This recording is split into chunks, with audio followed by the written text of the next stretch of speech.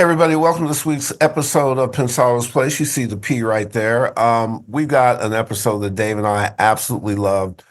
Just nominated for a Grammy. You're going to meet Larkin Poe, two sisters who absolutely rock it. Rebecca and Megan are incredible.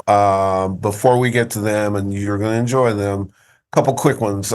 First off, we want to just congratulate the Embody Immersive Mix competition winners. Third place was Justin Gray. Second place was Julian Collette. And first place, Haru Sata. You can see the prize list right here. Good going, Embody. We're also telling you, get to NAMM, January 25th through 27th. On the 25th, we're going to have a superstar panel. We'll tell you who that is shortly. Can't announce yet. On Friday, everything Spatial audio. So we'll have people from Apple, from BMG, from Embody, two hit Grammy award-winning mixers, Mike Miller and Jason LaRocca, just nominated for Grammys. And you're going to learn everything about what you need to know about technology that is in your face now, and more importantly, in your ears. And then on Saturday, Serato and us have teamed up, and we're going to go through the future of sampling. We got two superstar DJs. We'll announce them next week. So come see us 25 through 27. We're going to have a ball, win some stuff. Sign up early. Sign up early. And without further ado, two of my favorite sisters, going to be two of your favorite sisters. Here's Larkin Poe. Welcome, Rebecca and Megan. Good to see you. Good to see you. Thanks for having us. Which one's Larkin? Which one's Poe? Larkin great grandfather. That's his name. That's right. That's the one. Maybe one extra great. I think I threw in one extra great, but that's where the name originated, correct? Yeah, that's right. Yeah, as sisters, we wanted to have a band name that had some familial significance, and so Larkin Poe felt like a really cool move to throw some homage back to the family. So far so good, for sure. Did the musical journey start early? Has music always been part of? Because originally it started with your sister, and then you guys morphed into this. How far back did it start, and then what brought it to speed today? Our parents are music lovers, so they have always loved a really diverse range of music. So they brought us up wanting us to know that language. So our mom was really instrumental in getting us in lessons early, and we were classically trained first, actually. So we picked up violin when Rebecca was 3 and I was 4. And then we played piano, we played in symphonies and quartets. We did the classical thing for many years. Then we heard bluegrass for the first time. And the whole time we were also, our dad was spinning a lot of classic rock, a lot of like Southern music, and just a lot of stuff. So when we heard bluegrass being played, it kind of brought everything together for us. The idea of improvisation and writing your own music, suddenly everything really clicked. And we quit our classical lessons. Right there. And picked up banjos and like mandolins and guitar. That's when I picked up slide guitar. For what it's worth, I spent a lot of my formative years in Kentucky. So I went from Canada to Kentucky, which is really crazy. And me and my friends were probably the only Black people we ever saw who went to bluegrass festivals. Oh, wow. We would go to bluegrass festivals, and my friend Daryl somehow figured out how to dance bluegrass. And he would, bluegrass festivals, you stayed 3 days, you bathed in the river, you cooked food outside. There were often mattresses laying around overnight. There'd be movement in those mattresses. You didn't want to know what that was, but you assumed. But it was such a great communal thing around the music. And music was really about getting down to your roots and letting it touch you in ways. I used to love those festivals. It was really, so I get how it connected you and inspired you. And boy, look at what it's come to. I mean, T-Bone Burnett and folks like that. How do you process that? That's the best of the best of the best. Let me jump on that question, because when did you find Muddy Waters and John Lee Hooker also? Yeah.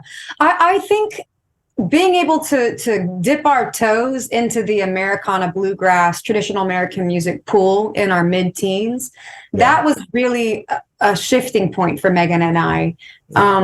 To begin to let our curiosity about American music begin to blossom.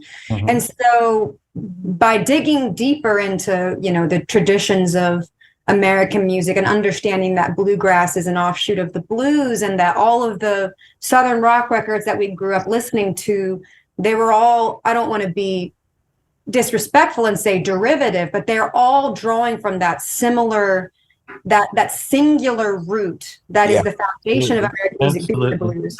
Well So said. whenever we started listening to those records of, Muddy Waters, and for us, a particular favorite, Son House, Skip James, Sister Rosetta Tharpe, like these are the pioneers of American music that really just completely captured our hearts. And we wanted to be able to speak in that language. And so by nature of the fact that, this is such a huge part of our heart, being able to come into contact with people like T-Bone Burnett, who is a great purveyor of traditional American music. He does so much great work. And to be able to be trusted enough to participate in some of the sessions that he's produced and to lend our talents to that greater cause of keeping these traditions alive, it's such an honor. And we do have to kind of pinch ourselves, because we've gotten to make music with so many of our icons at this point in time, and we feel incredibly grateful. And again, as you described, festivals that revolve around traditional American music, there is this sense of community, there is this sense of coming together, the oneness of the music that brings everybody together, and that just is such a soothing balm, and we love it so much. And if you haven't done it, it's hard for you to understand it.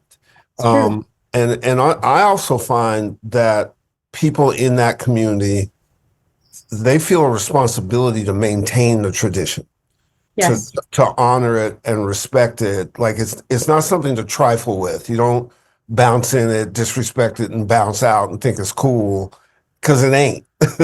It's not. We have a lot of Nashville roots. Nashville has been very good to Pensado's Place. We used to have an event there for 5 years running where 6,000 or 7,000 people would show up. John McBride at Blackbird is kind of like my other brother. And so when we go to Nashville as a community, Dave and I always look at each other and go, do we really want to go back? Like there's just something musical and important and real people and all that stuff. So it comes through not only in your music, but I also noticed that you guys are really entrenched in the production of it.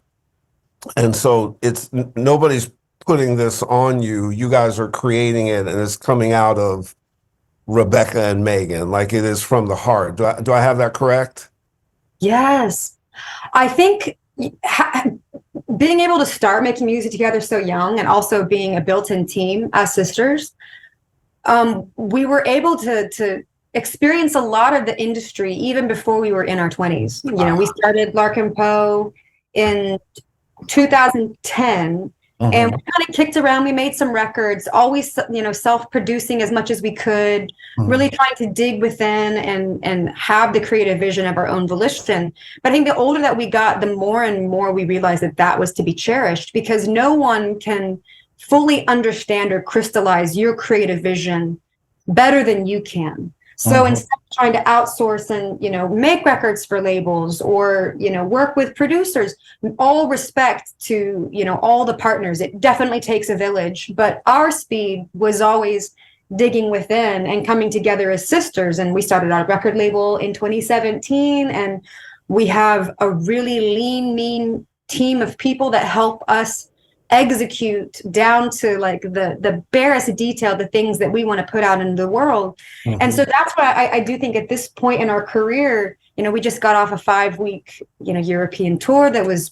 predominantly sold out. We got this Grammy nomination for this album, Blood Harmony, that we co-produced and released on our own record label. And so there's so much appreciation for the strength of having made that decision as sisters to keep it all in house. And we feel so seen and we feel appreciated that people are willing to invest into our distinct creative vision.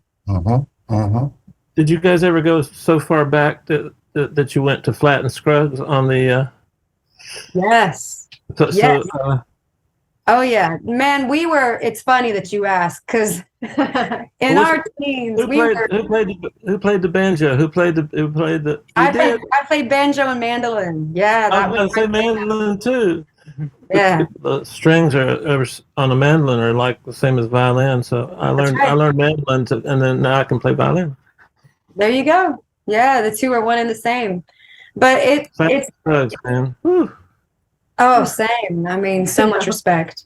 In your production, how much is acoustic? How much do you use technology? Do you use technology at all? Are you plugins and all that kind of stuff? Or you stay away from that? Is it the band playing live? What's the ethos? Ooh.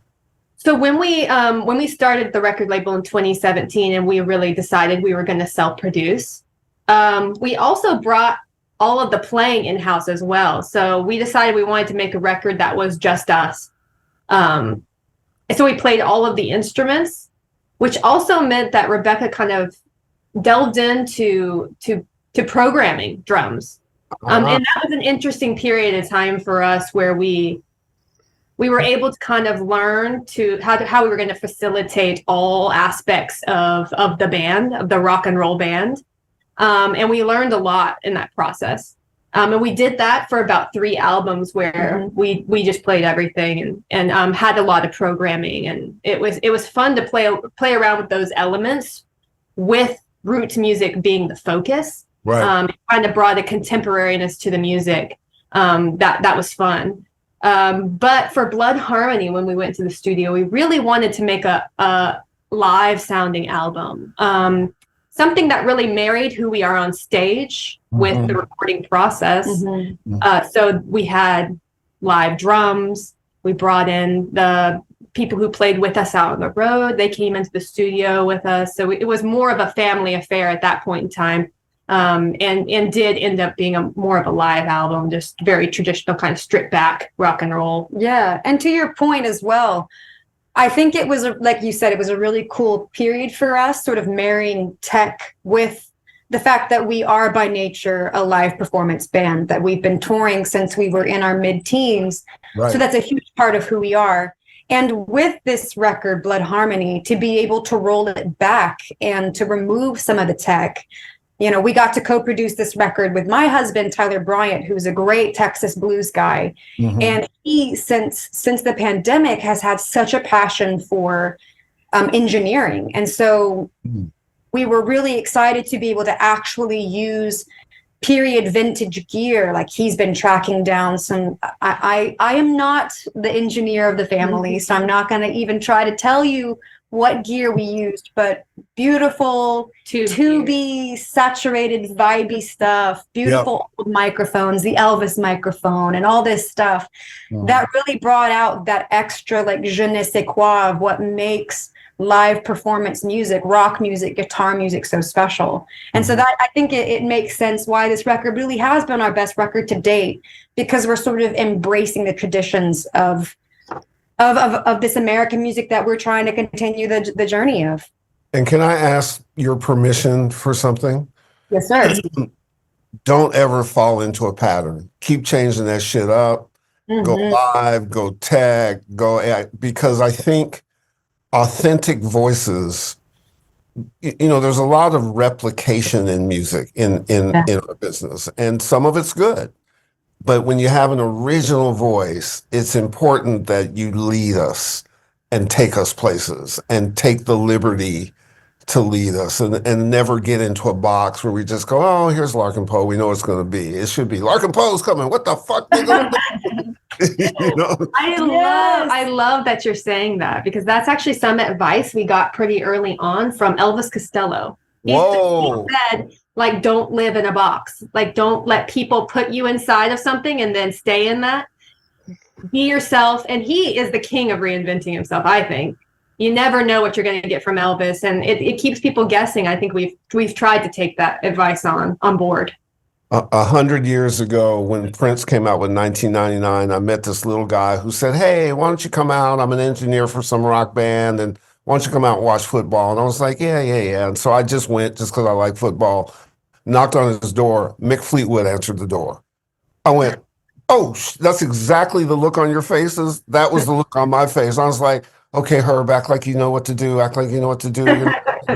And the guy's name was Richard Dashit, and he said, "Herb, don't ever not be a fan.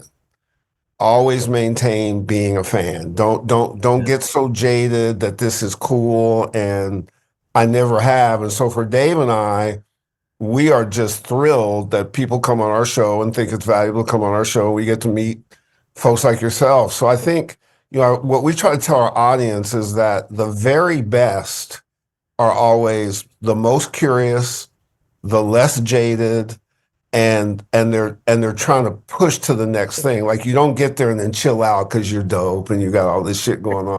That's when you like get going.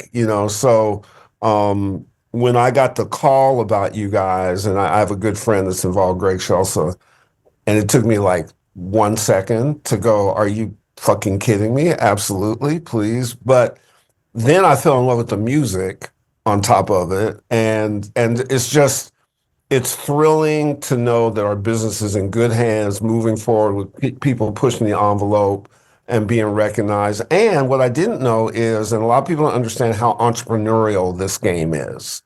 You have your own record label, you have your own stuff, you learn how to tour, and you guys are handling that, which I think is not only good for everybody, it is also good for women to see. Like we run our shit. Absolutely. We're the heads of this, and we're doing it. And as family, we don't kill each other. Just sometimes. No, amen.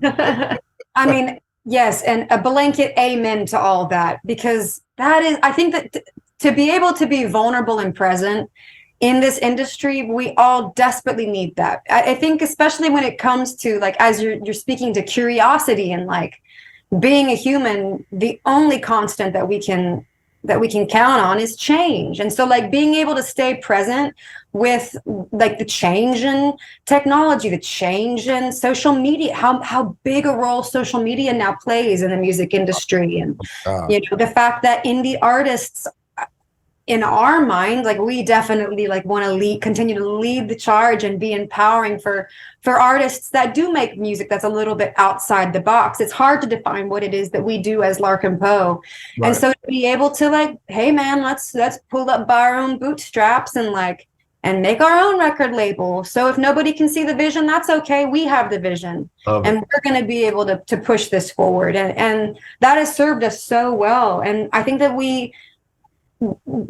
I think by nature, the fact that, we have been a slow burn band. We've been around for a long time now, and we've done the sedan tours, done the minivan, done the 15 passenger, done the bus, done the thing. You're able at every step of the journey to really appreciate the way that things are changing, and the bigger business that we're now able to do. It's just a super exciting time to be in this band with my sister. Like, it's more exciting now than it was when we started back in 2010. And to be able to say that genuinely is such a gift. Like, to be able to still be engaged and with each other and like, hey man, what's next? Like, this is awesome. Let's go. Which genre do you find yourself in most? Would you call yourself what kind of band? We call it roots rock and roll, because it's definitely like there's an acoustic element to everything that we do. There's like the tone of the instruments, especially I think with Megan being such a monster lap steel player, that really defines a lot of our sound. It keeps that rootsy vibe in what we do. But we still like to rock. Like, we like to crank it up loud and rock out as a 4-piece band on stage. So we decided roots rock and roll was the thing. I started out the show saying real rockers. All you have to do is see one live anything, video, whatever. You all are rocking. And I'm like, okay, steel guitar. She's gonna sit at a steel guitar. No, we're not sitting at shit. We are playing that shit like absolutely. No, It's pretty obvious I'm pretty smitten by Larkin for sure. Sure. Well, the fun part, the other data point that's kind of interesting is you guys and Pensado's Place have been around the exact same amount of time. We started Pensado's Place in 2010. We've shot 580 episodes. We're in like 200 countries, but we were slow burn. We built it over time. People sort of made their own decision to like it. And what I tell people all the time, it's one thing to get hot, it's another thing to stay hot. And you sort of stay hot by being honest and continuing to respect your audience and trying to bring it and change it and adjust, but without losing who you are. So we have very similar journeys. I think the return on investment might be better on you guys' end than ours, but that's okay. I don't know, man. We'll have to compare spreadsheets after Yeah, we'll have to sit down. We'll come to Nashville, and we're supposed to come down there and shoot. I forget at the Hutton Hotel. They have these great writers' rooms, and it's called not Allegra. I have to remember the name. The Analog, right? Analog. Isn't it? But we're supposed to come down. We're supposed to come down and shoot it, and they have clear power for your tour bus. You can put your tour bus there and separate entrances into the rooms. It's very musical. It's very, very, very cool. We got to get together when y'all are in town. That'd be a blast. Absolutely, for sure. I love Nashville. What's the future? Where are you going? What are you thinking about? What's next? We're thinking about the next record now. Because Blood Harmony has been a blast to tour behind. It was just meant for the stage. So we had a really bonkers year behind Blood Harmony. But, we're ready. We're ready now to get in the studio and make the next one. So next year's still going to be a lot of touring. But we are going to take a little bit of a break in the beginning of the year to make this next project. So we're right now getting our inspiration pulled together and starting the writing process. What is what kind of incentives do you write based on topicality? What's going on in the world? Do you just hit whatever you hit? Does it just come and you figure it out and let the song come out and decide if it's good or not? I feel like we take a buckshot approach. Like we really cast a pretty wide net. Love it. And I think, like, to your point from earlier about, not sticking to a pattern, that's one thing I really enjoyed about the records that we've made in the last 5 years is that we have taken different approaches. And so I know that with this upcoming record, lyrically, there are some shifts that we want to make. We want to be able to be a bit more personal with our lyricism, which, I think takes a lot of courage. Like, I really respect artists that are able to wear their heart just like bloody and beating on their sleeve. And I think, especially within like the traditional roots American music scene, being able to speak from that point of authenticity and, like you said, being honest with your audience, that's something that I think we can all continue to do better on. Like, we don't need to hide behind any tropes. We don't need to hide behind any idealism. Like, we really need to write what we're experiencing so that we can have that greater connection. But we have a song called Mad as a Hatter that's been around for a long while, but we've played it a lot this year, and the conversations that we have based on that song, because it's a very personal song. It's a song about mental illness and speaking about our grandfather who dealt with schizophrenia. But just even speaking about something real like that has started the most amazing conversations between us and people, and it's really, really, really fulfilling. So we kind of want to tap into that more. Yeah, we want more of that. What? I was going to say, first of all, brilliant title. Crazily brilliant title, and I mean that in a positive way. We found very early on in Pensado's Place, we had 3 or 4 emails probably by the 3rd year from people who used the show and decided not to commit suicide. And either they laughed at something we said, likely what Dave said, or something that they felt inspired by or whatever. And you realize what you're saying, people are listening to. And you could do damage or you can do good. And you got to be cognizant of it. And it was just such a wake-up call for Dave and I, like, oh, okay, wow. There are some people, and I would say the other thing, I hope somewhere in Larkin Poe's evolution, that you get to do this and we can help hook it up. I hope you guys find some time where you can educate.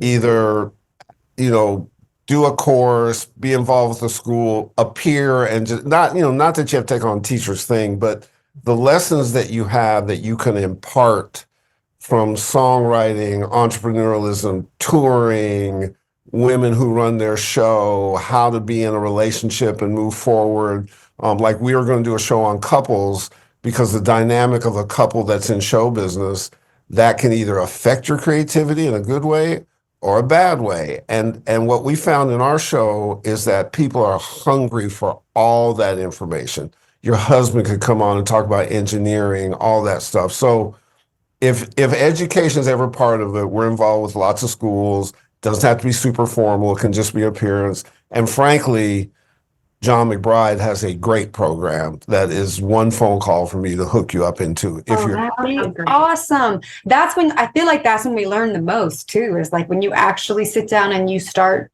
sharing the unique experience. That's when you with people who we all have the common goal of like wanting to up our game. We want to know more in the world. We want to be more sensitive. We want to be more tuned in. And man, that's the space where good stuff starts happening. So yeah, we're totally on board. Make the call. Let's go. You know what? Let's go is my motto. Dave, are you doing a batter's box by any chance? Can I give him a couple compliments first? Yeah. Peaches, greasy, really amazing. I love it. I love the guitar work in that, and I'm jealous because I'm a guitar player. Fly Away, I love that song. It's just a Lenny Kravitz song. And it took some balls from you. Well, maybe that's not the right way to say it, but Into the Air Tonight with Phil Collins. When I read the title, I'm like, I gotta listen to this. Man, you guys killed it. Great dobro work all the way through. By the way, I love a dobro, and I love a lap steel too. So anyway. Amen. Bo Diddley, I'm like, no, this ain't gonna be any good. I'm gonna get a good laugh from this one. Tore it up. And then a Neil Young song, I forget the name of it, but Rocking in the Free World that too. So I'm a big fan. Thanks, man. Y'all are both so kind. Thank you. Well, you haven't seen the other side, so I was about to say that first, sir. Herb and I have been friends for 33 years. But I'm only 28. So how the math works, I'm not sure. Dave, do you have a batter's box? I do. Are you guys familiar with batter's box? I'm not familiar with batter's box. It's like a hot potato. Yeah. So Love it. I love they it. may say slide guitar, and you'll go rockin', or you'll give the brand that you use, or we may go 808s, and you go never. And it's also really okay. It's also really okay to say, Dave, this is full of shit. So there's any answer will work. So I'm going to do a bad pictures analogy. Every single one of these things. I'm going to do a bad pictures analogy to get us into it, and he'll roll through about 10 questions, and you'll just fire away, and off we go. All right. So Dave, my favorite reply is, Dave, that's the dumbest shit I've ever heard. Move on to the next one. So you have full license. Yeah. All right, so here we go. Dave, you've got two killer ladies from Nashville. The athletes are the athletic side of them is incredible. We can tell by their Grammy noms and other stuff. They're going to knock this out of the box. First question, Dave, you're up. Well, thanks for believing in me, Herb. Lyrics. Meaningful. Night. Harmonies. In our blood. One of my favorites, horns. Horns. When it's Pres Hall, yes. Good answer. Reverb. Love it. Oh, that surprises me. Major or minor keys? Minor keys. Everybody does. Guitar pedals. A few. A select few. Oh, Yeah, that's me too. Me too. Tape or tubes? Tubes. Yeah, they get me, Sam. Help me over here, buddy. Virtual synth. never. When it's used as a spice, I think it can be cool. Again, to marry. I know I'm messing up the rules of the game. I'm sorry. One word. One word. That's fine. It's fine. All good. Occasionally. There you go. That's cool. That's cool. We're here to embarrass each other. Samples. Better if not. We covered that one, I guess. Samples. Yeah, I better say if- handy. handy, but probably better if not. Gibson or Fender? Fender. Well, that's not right, but okay. Strike against Larkin Poe. They got me, Herb. I give up. No, the advantage of getting to meet you and then learn from you and like the music and like the people is just the blessing of our job. Like it is just so incredible. You guys will knock out that performance and send it to us. Oh, you can walk out, Michelle. You don't have to be careful. I'm multitasking, so it's all good. I think I'm feeling Grammys in your future. I'm feeling a win. But more importantly than that is that your contributions are they're already timeless, and it feels like you're just starting. We are thrilled to know you and meet you and have you on the show. We will do the educational hookup. Yes, for please. sure. There's a ton of contributions. Audience, you met Larkin Poe. If you think this is the last you heard of them, stay tuned, strapped in, do your research. These are some bad ladies, and we are thrilled to have you on Pensado's Place. And we'll see you next week.